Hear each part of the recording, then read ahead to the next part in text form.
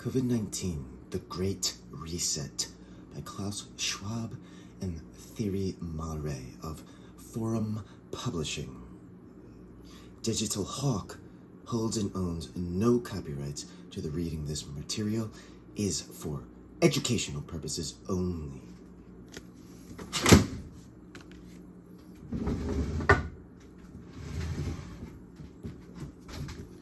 Continuing on page 232. 3.3. Changing priorities. Much has already been written about the way in which the pandemic might change us, how we think about things and how we do things. Yet, we are still in the very early days. We don't even know yet whether the pandemic is behind us. And in the absence of data and research, all conjectures about our future selves are highly speculative.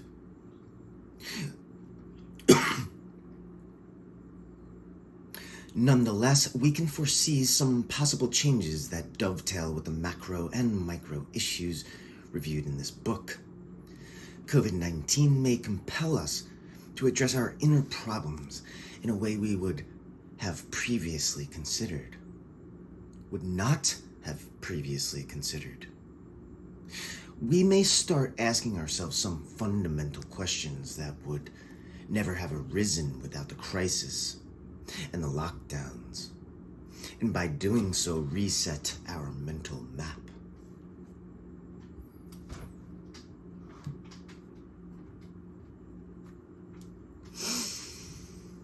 Existential crises like the pandemic confront us with our own fears and anxieties and afford great opportunities for introspection.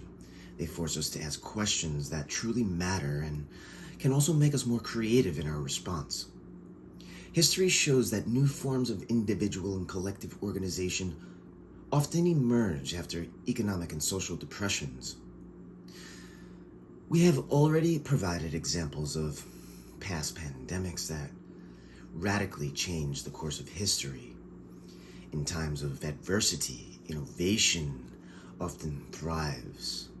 Necessity has long been recognized as the mother of invention. This may prove to be particularly true for the COVID-19 pandemic that forced many of us to slow down and give us more time to reflect away from the pace and frenzy of our normal world, with a very significant exception, of course, of the dozens of millions of heroic workers in healthcare, grocery stores, and supermarkets, and parents with young children, or people caring for elderly or handicapped relatives needing constant attention. Offering as it did the gifts of more time, greater stillness, more solitude, even if excess of the latter sometimes resulted in loneliness. The pandemic provided an opportunity to think more deeply about who we are, what really matters, and what we want, both as individuals and as a society.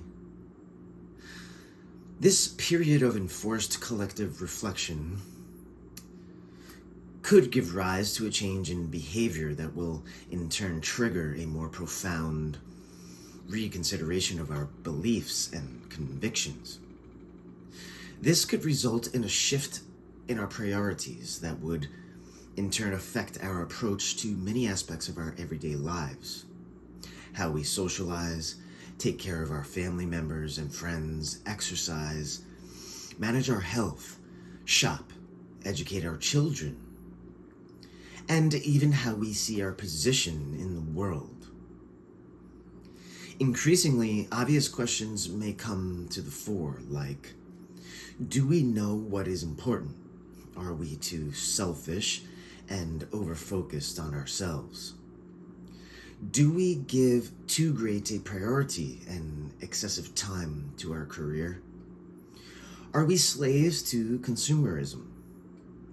In the post-pandemic era, thanks to the pause for thought it offered some of us, our responses may well have evolved as compared to what our pre-pandemic selves might have answered. Let us consider in an arbitrary and non-exclusive fashion some of these potential changes whose likelihood of occurrence, it seems to us, even if not very high, is nonetheless greater than commonly assumed.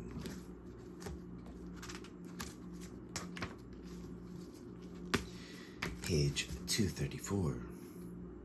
3.3.1. Creativity. Should be good.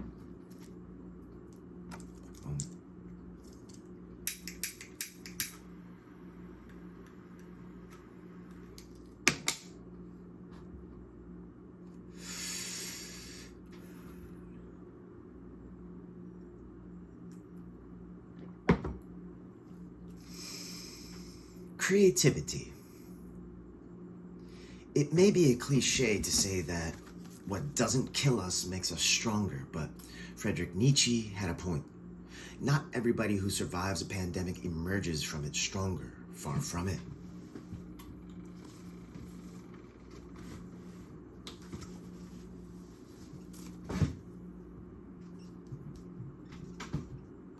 However, a few individuals do, with actions and achievements that may sound marginal at the time, but with hindsight are seen to have made a tremendous impact. Being creatively minded helps, so does being in the right place, like the right industry, at the right time. There is little doubt, for example, that in the next few years we will witness an explosion of creativity among startups and new ventures in the digital and biotechnological spaces. The pandemic has blown following winds into the sails of both, suggesting that we will see a good deal of progress and much innovation on the part of the most creative and original individuals in these sectors. The most gifted entrepreneurs will have a field day.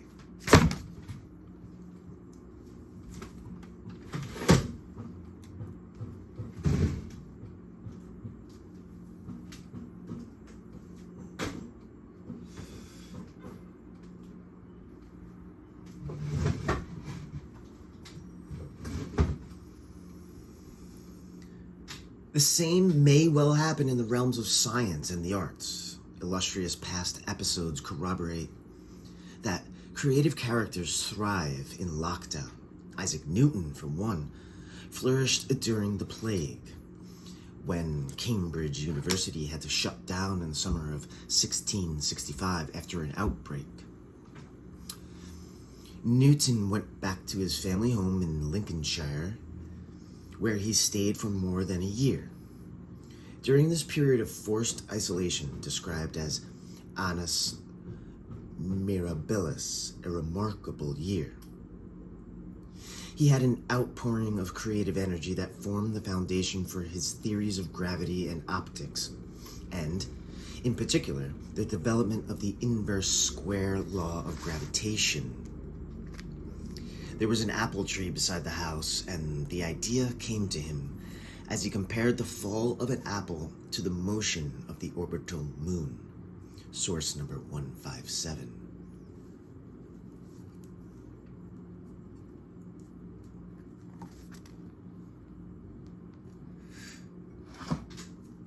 A similar principle of creativity under duress applies to literature and is at the origin of some of the most famous literary works in the Western world. Scholars argue that the closure of theaters in London forced by the plague of 1593 helped Shakespeare turn to poetry.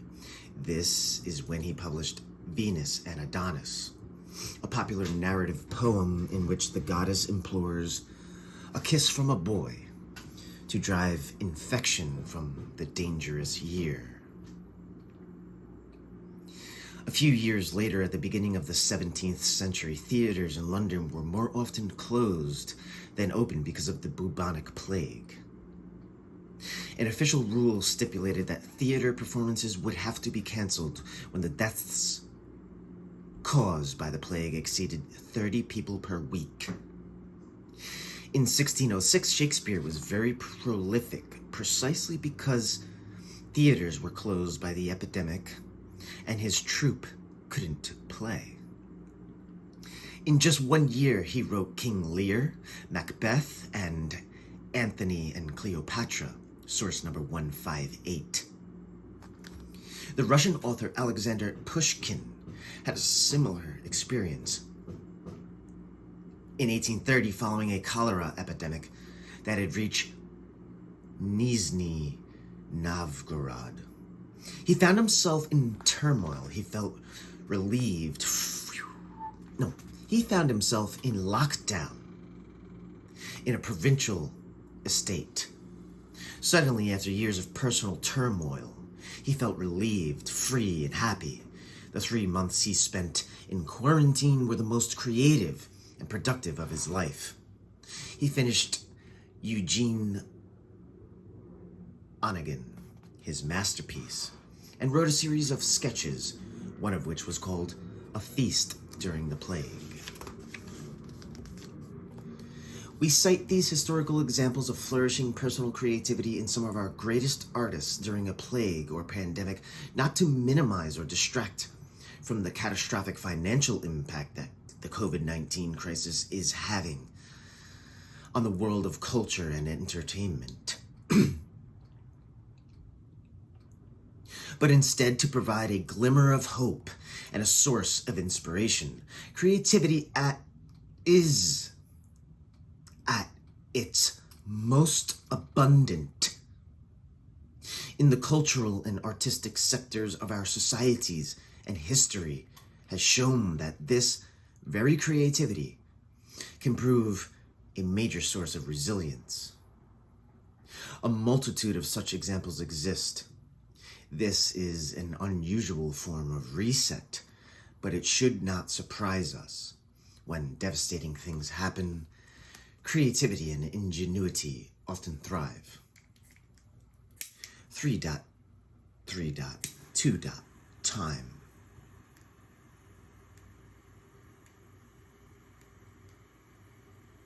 Page 236.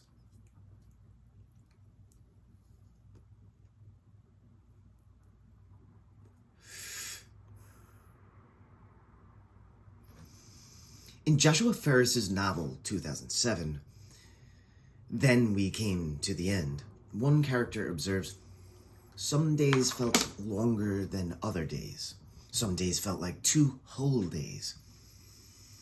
This happened on a worldwide scale as a result of the pandemic. It altered our sense of time.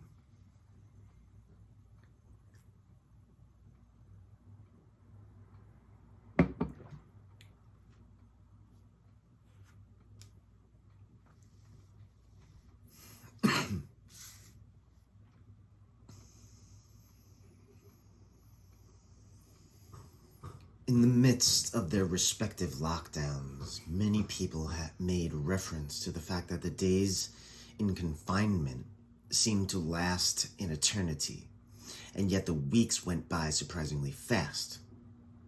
With, again, the fundamental exception of those who were in the trenches, all the essential workers we have already mentioned. Many people in lockdown felt the sameness of the days, with every day similar to the previous and to the next, and barely any distinction between the working days and the weekend. It is as if time had become amorphous and undifferentiated. With all the markers and normal divisions gone, in a fundamentally different context, but within a similar type of experience, prisoners who face the harshest and most radical form of confinement confirm this.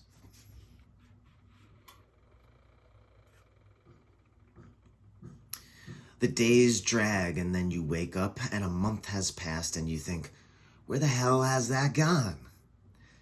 Viktor Sergei, a Russian revolutionary who was repeatedly jailed, said the same. There are swift hours and very long seconds, source number 159. Could these observations compel some of us to reconsider our relationship with time?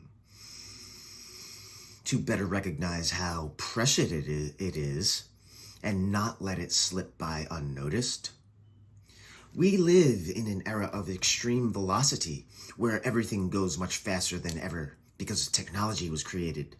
A culture of immediacy has created a culture of immediacy.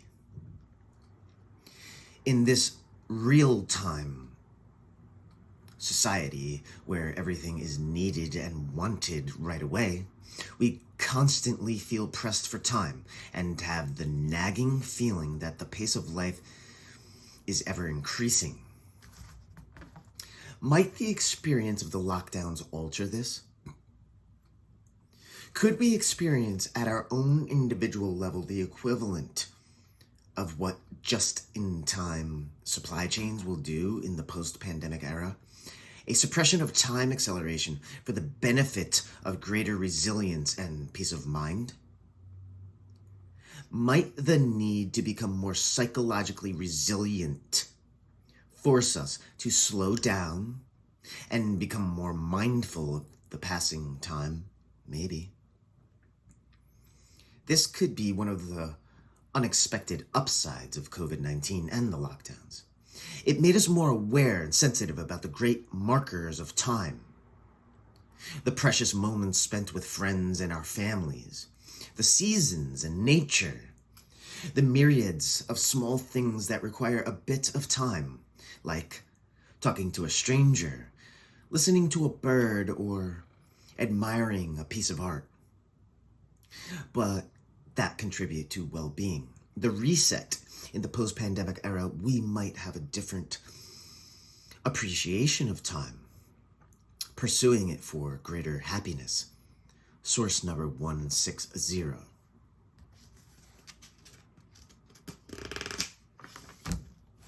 Page 238.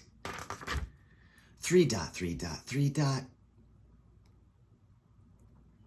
Consumption.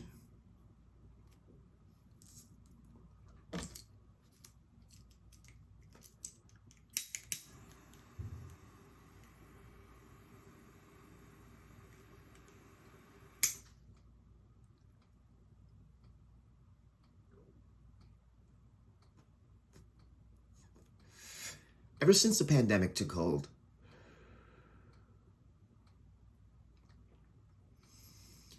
many column inches and analyses have been dedicated to the impact that COVID-19 will have on our consumption patterns.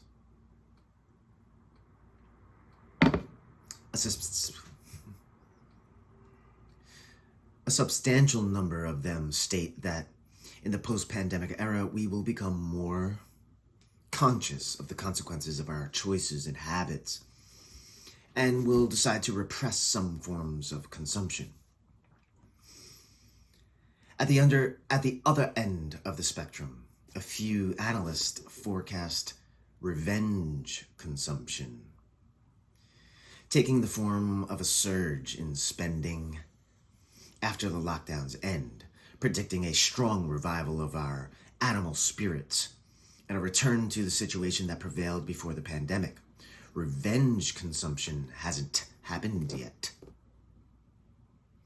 Maybe it won't happen at all if a sentiment of self-restraint kicks in first.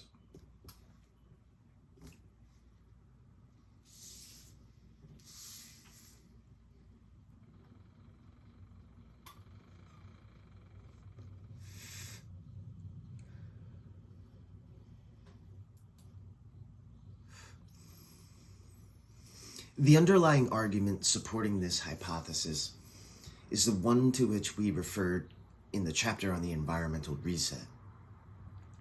The pandemic has acted as a dramatic eye-opener to the public at large on the severity of the risks related to environmental degradation and climate change. heightened awareness of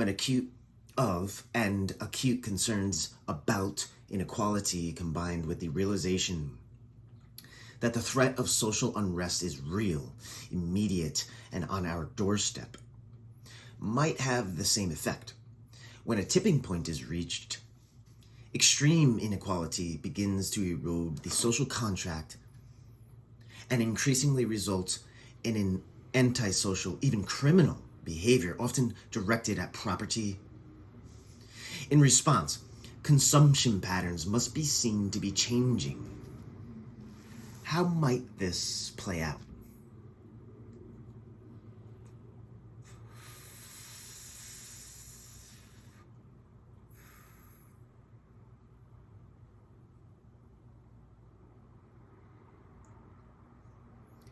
Conspicuous consumption could fall from favor.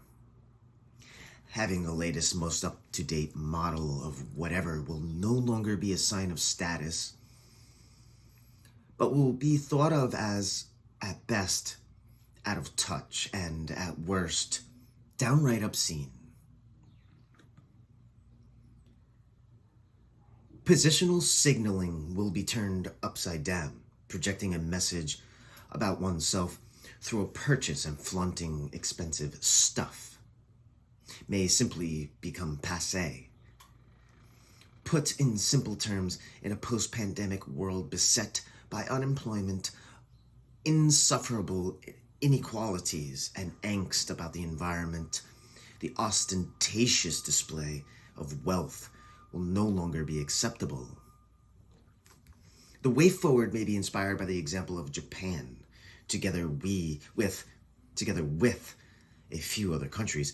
Economists constantly worry about the possible Japanification of the world, to which we referred in the macro section. But there is a much more positive Japanification story that gives us a sense of where we may want to go with respect to consumption. Japan poses two distinct features that are intertwined.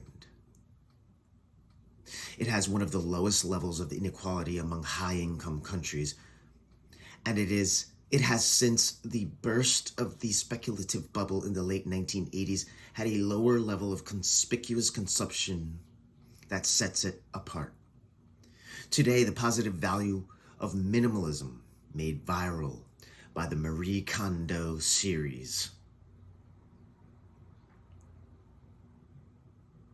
The lifelong pursuit of finding meaning and purpose in life. Ikigai. And the importance of nature and the practice of forest bathing. Shirin Yoku are being emulated in many parts of the world, even though they all espouse a relatively more frugal Japanese lifestyle as compared to more consumerist societies. A similar phenomenon can be observed in Nordic countries where conspicuous consumption is frowned upon and repressed. But none of this makes them less happy, quite the opposite. Source number 161.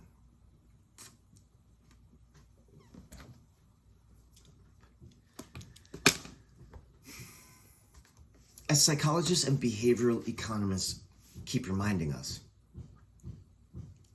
overconsumption does not equate to happiness. This may be another personal reset. The understanding that conspicuous consumption or excessive consumption of any kind is neither good for us nor for our planet, and the subsequent realization that a sense of personal fulfillment and satisfaction need not be reliant on relentless consumption, perhaps quite the opposite.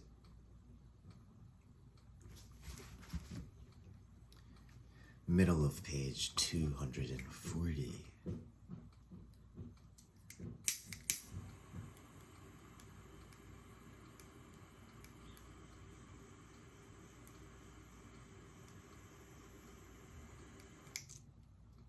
Three dot, 4 dot. nature, and well-being.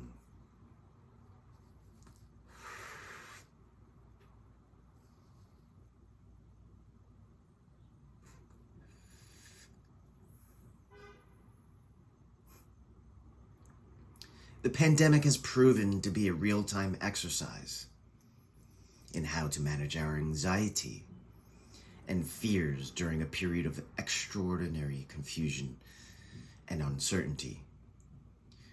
One clear message has emerged from this. Nature is a formidable antidote to many of today's ills. Recent and abundant research explains incontrovertibly why it is so. Neuroscientists, psychologists, medical doctors, biologists and microbiologists, specialists of physical performance, economists, social scientists, all in their respective fields can now explain why nature makes us feel good, how it eases physical and psychological pain, and why it is associated with so many benefits in terms of physical and mental well-being. Conversely, they can also show why being separated from nature in all its richness and variety, wildlife, trees, animals, and plants, negatively affects our minds, our bodies, our emotional lives, and our mental health. Source number 162. Why being separated from nature negatively affects our minds, our bodies, our emotional lives, and our mental health. COVID-19 and the health authorities. Constant reminders to walk or exercise every day to keep in shape place these considerations front and center. So, did the myriads of individual testimonies during the lockdown showing how much people in cities were longing for greenery, a forest, a park, a garden, or just a tree?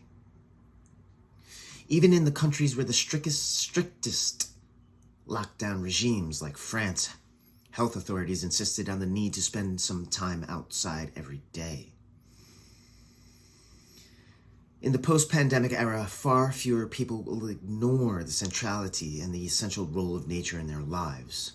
The pandemic made this awareness possible at scale, since now almost everybody in the world knows about this.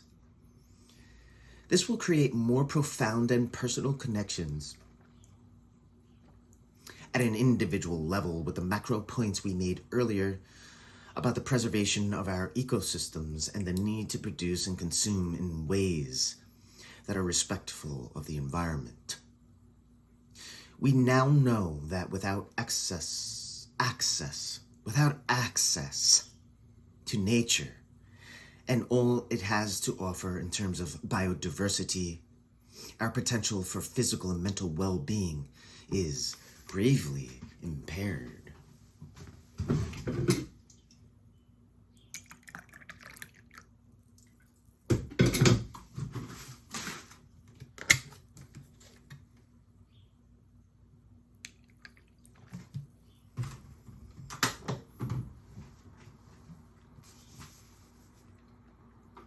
Throughout the pandemic, we were reminded that rules of social distancing, hand washing, and mask wearing, plus self-isolation for the most vulnerable people, are the standard tools to protect ourselves from COVID-19. Yet, two other essential factors that are strongly contingent upon our exposure to nature also play a vital role in our physical resilience to the virus: immunity and inflammation.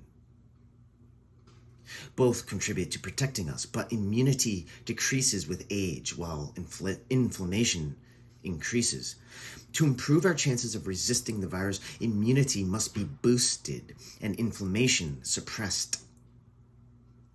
What part does nature play in this scenario? She is the leading lady. The science now tells us. The science now tells us. The low level of constant inflammation experienced by our bodies leads to all sorts of diseases and disorders, ranging from cardiovascular conditions to depression and reduced immune capabilities.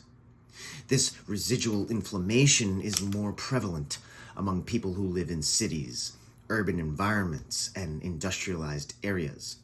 It is now established that a lack of connection with nature is a contributing factor to greater inflammation, with studies showing that just 2 hours spent in a forest can alleviate inflammation by lowering cytokine levels, a marker of inflammation.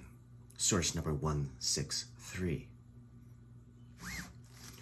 All this boils down to lifestyle choices.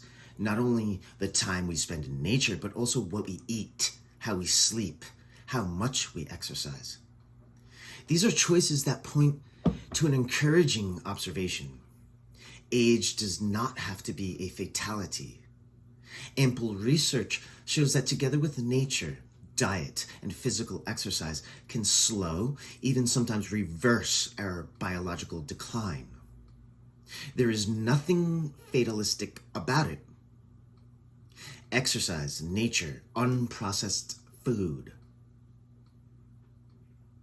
They all have the dual benefit of improving immunity and suppressing inflammation.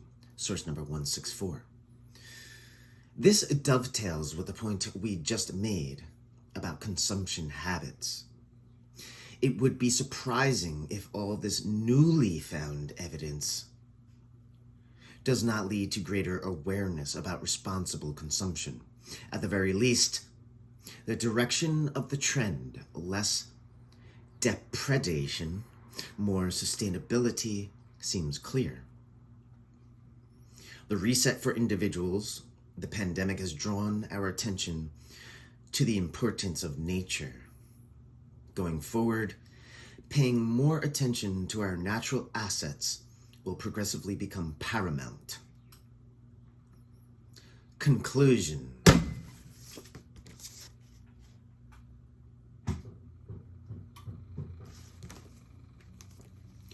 In June 2020, barely 6 months since the pandemic started, the world is in a different place. With this short time frame, COVID-19 has triggered momentous changes and magnified the fault lines that already beset our economies and societies. Rising inequalities, a widespread sense of unfairness, deepening geopolitical divides, political polarization, rising public deficits and high levels of debt, ineffective or non-existent global governance, excessive financialization, environmental degradation. These are some of the major challenges that existed before the pandemic. The corona crisis has exacerbated them all. Could the COVID-19 debacle be the lightning before the thunder? Could it have the force to ignite a series of profound changes? We cannot know what the world would be like in 10 months' time, even less what it will resemble in 10 years from now. But what we do know is that unless we do something to reset today's world, tomorrow's will be profoundly stricken. In Gabriel Garcia Marquez's Chronicle of a Death Foretold, an entire village foresees a looming catastrophe, and yet none of the villagers seem able or willing to act to prevent it. Until it's too late. We do not want to be that village. To avoid such a fate without delay, we need to set in motion the Great Reset. This is not a nice to have, but an absolute necessity. Failing to address and fix the deep-rooted ills of our societies and economies could heighten the risk that as throughout history, ultimately a reset will be imposed by violent shocks like conflicts and even revolutions. It is incumbent upon us to take the bull by the horns. The pandemic gives us this chance. It represents a rare but narrow window of opportunity to reflect, reimagine, and reset our world. Source number 165. The deep crisis provoked by the pandemic has given us plenty of opportunities to reflect on how our economies and societies work and the ways in which they don't. The verdict seems clear. We need to change. We should change. But can we? Will we learn from the mistakes we made in the past? Will the pandemic open the door to a better future? Will we get our global house in order? Simply put, will we put into motion the Great Reset? Resetting is an ambitious task, perhaps too ambitious, but we have no choice but to try our utmost to achieve it. It's about making the world less divisive, less polluting, less destructive, more inclusive, more equitable, and fairer than we left it in the pre-pandemic era. Doing nothing or too little is to sleepwalk towards ever more social inequality, economic imbalances, injustice, and environmental degradation. Failing to act would equate to letting our world become meaner, more divided, more dangerous, more selfish, and simply unbearable for large segments of the globe's population. To do nothing is not a viable option. That said, the Great Reset is far from a done deal. Some may resist the necessity to engage in it, fearful of the magnitude of the task, and hopeful that the sense of urgency will subside and the situation will soon get back to normal. The argument for passivity goes like this. We have been through similar shocks, pandemics, harsh recessions, geopolitical divides, and social tensions before, and we will get through them again. As always, societies will rebuild, and so will our economies. Life goes on. The rationale for not resetting is also predicated on the conviction that the state of the world is not that bad, and that we just need to fix a few things around the edges to make it better. It is true that the state of the world today is on average considerably better than in the past. We must acknowledge that as human beings, we never had it so good. Almost all the key indicators that measure our collective welfare, like the number of people living in poverty or dying in conflicts, the GDP per capita, life expectancy or literacy rates, and even the number of deaths caused by pandemics, have been continuously improving over past centuries. Impressively so in the last few decades. But they have been improving, on average, a statistical reality that is meaningless for those who feel, and so often are, excluded. Therefore, the conviction that today's world is better than it has ever been, while correct, cannot serve as an excuse for taking comfort in the status quo and failing to fix the many ills that continue to afflict it. The tragic death of George Floyd, an American African killed by a police officer in May 2020, vividly illustrates this point. No, it doesn't.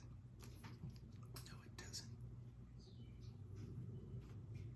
It was the first domino or the last straw that marked a momentous tipping point at which an accumulated and profound sentiment of unfairness felt by the U.S. African American community finally exploded into massive protests.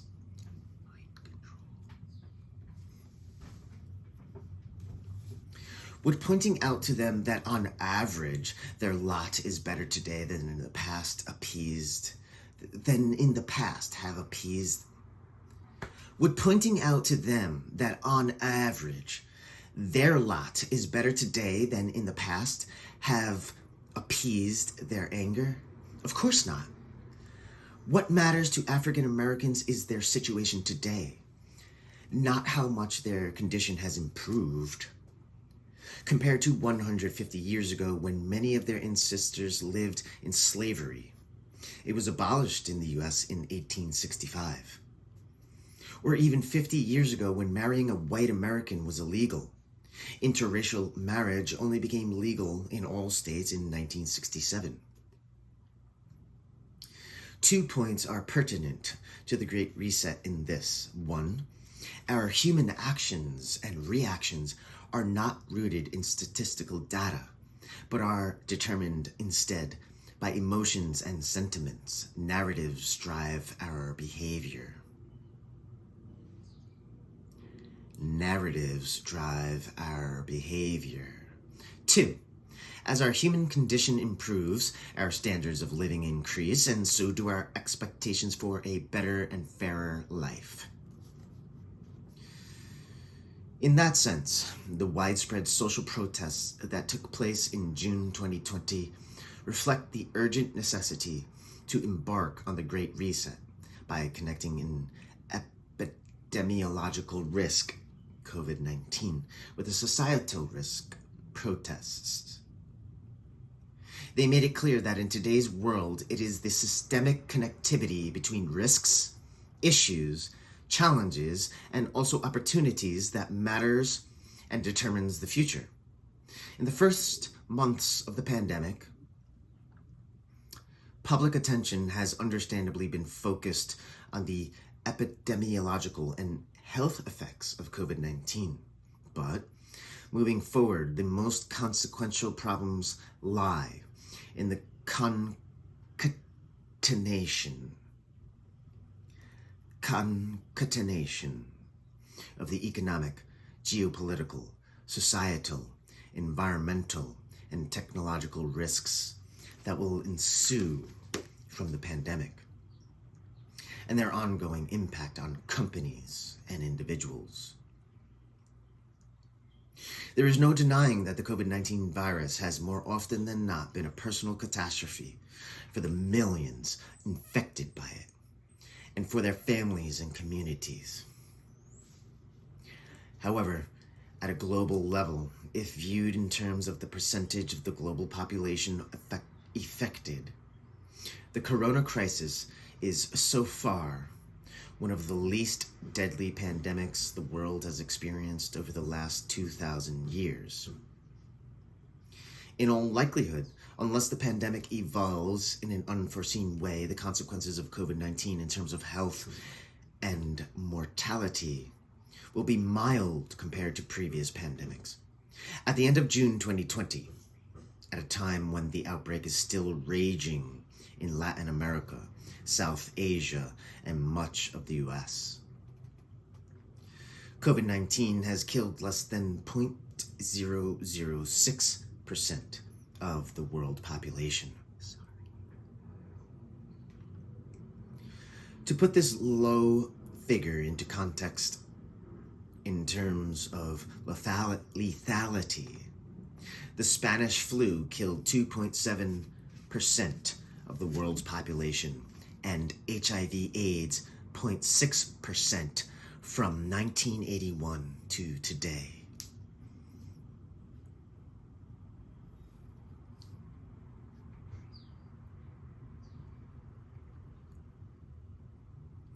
The plague of Justinian, from its onset in 541 until it finally disappeared in 750, killed almost 1/3 of the population of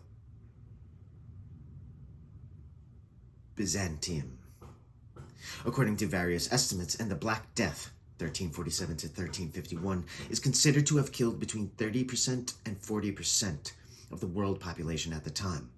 The corona pandemic is different. It does not constitute an existential threat or a shock that will leave its imprint on the world's population for decades. However, it does entail worrisome perspectives for all the reasons already mentioned. In today's interdependent world, risks conflate with each other, amplifying their reciprocal effects and magnifying their consequences. Much of what is coming is unknown.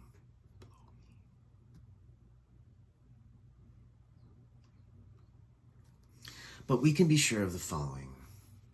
In the post-pandemic world, questions of fairness will come to the fore, ranging from stagnating real incomes for a vast majority to the redefinition of our social contracts. Similarly, deep concerns about the environment or questions about how technology can be deployed and governed for the benefit of society will force their way onto the political agenda. All of these issues predated the pandemic. But COVID-19 has both laid them bare for all to see and amplified them. The direction of the trends hasn't changed. But in the wake of COVID-19, it got a lot faster. The absolute prerequisite for a proper reset is greater collaboration and cooperation within and between countries. Cooperation, a supremely human cognitive ability that put our species on its unique and extraordinary trajectory, can be summed up as shared intentionality to act together towards a common goal. Source number 166.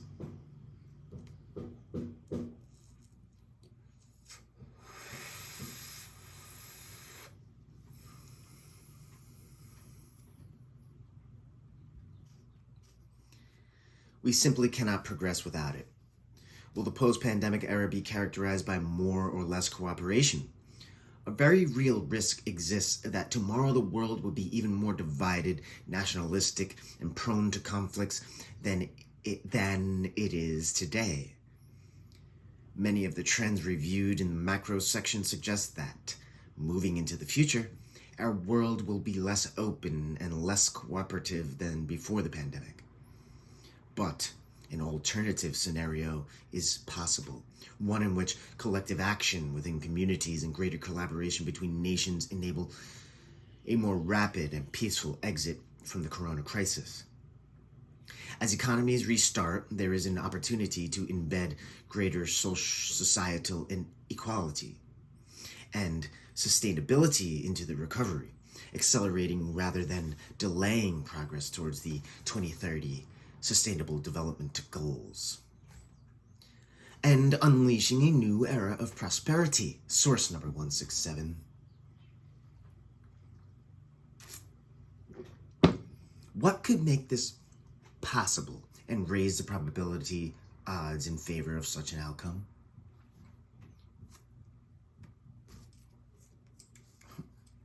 Don't ask me because I know.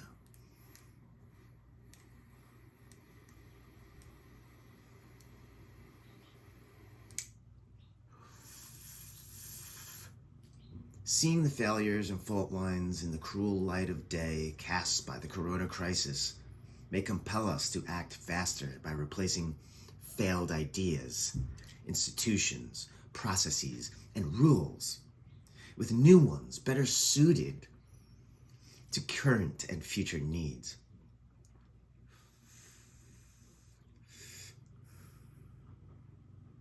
This is the essence of the Great Reset. Could the globally shared experience of the pandemic help alleviate some of the problems we faced as the crisis started? Can a better society emerge from the lockdowns?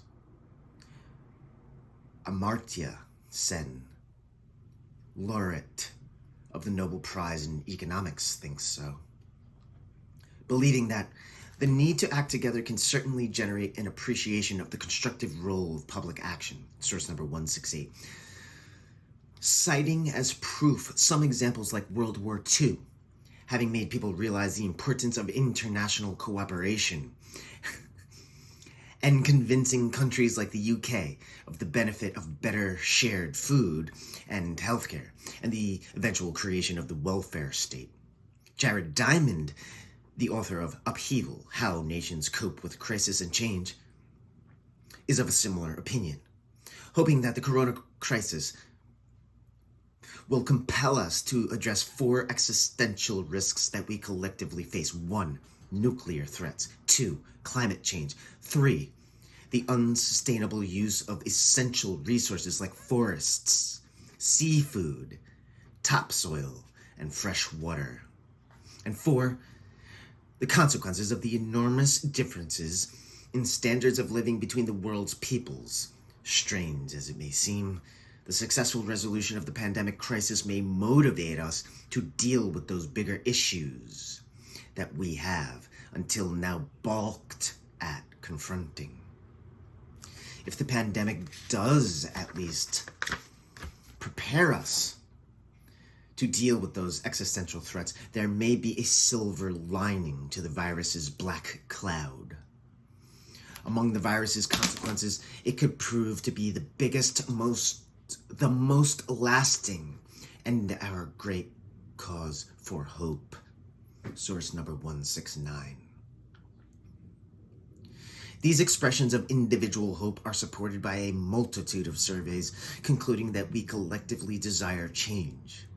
They range from a poll in the UK showing that a majority of people want to fundamentally alter the economy as it recovers, in contrast to 1/4 wanting it to return to how it was, source number 170, to international surveys finding that a large majority of citizens around the world want the economic recovery from the corona crisis to prioritize climate change, source number 171, and to support a green recovery, source number 172. Worldwide movements demanding a better future and calling for a shift to an economic system that prioritizes our collective well-being over mere GDP growth are proliferating. We are now at a crossroads. One path will take us to a better world, more inclusive, more equitable, and more respectful of Mother Nature. The other will take us to a world that resembles the one we just left behind, but worse and constantly dogged by nasty surprises. We must therefore get it right. The looming challenges could be more consequential than we have until now chosen to imagine, but our capacity to reset could also be greater than we had previously dared to hope. Acknowledgements. The authors would like to thank Mary Ann Mallory for her invaluable contribution to the manuscript and for greatly enhancing its overall style, thanks to her pen, and Hilde Schwab for acting as a critical reader. They would also like to thank Camille Martin at Monthly Barometer for providing research assistance, and Fabian Stason, who edited the book diligently with an eye for detail, despite obvious time constraints. Thanks also go to many colleagues at the World Economic Forum who advised on, read, reviewed, formatted, designed, published, and promoted this book. They include colleagues in the San Francisco, New York, Geneva, Beijing, and Tokyo offices, and specialists in economics, society, technology, public health, and public policy. Special thanks go out to Kelly Amundsen, and Peter Van Ham in the chairman's office. Finally, the feedback that came in from forum constituents from all over the world and from people with very different backgrounds helped to make this book what it hopefully is: a timely, well-balanced, and informative book on the most important public health challenge in a century that the world continues to face, and ways to address it and alleviate its impact going forward. Klaus Schwab and Thierry Mallory, Geneva, supposedly July 2020. This concludes the reading of this book, COVID-19, The Great Reset by Klaus Schwab and Thierry Malloret of Forum Publishing, supposedly published in June of 2020.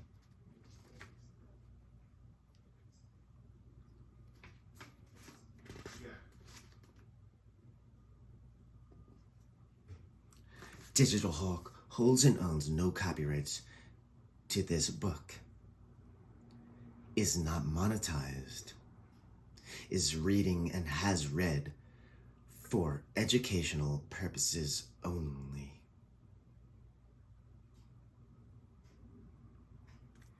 Now allow me to show you what I think of it.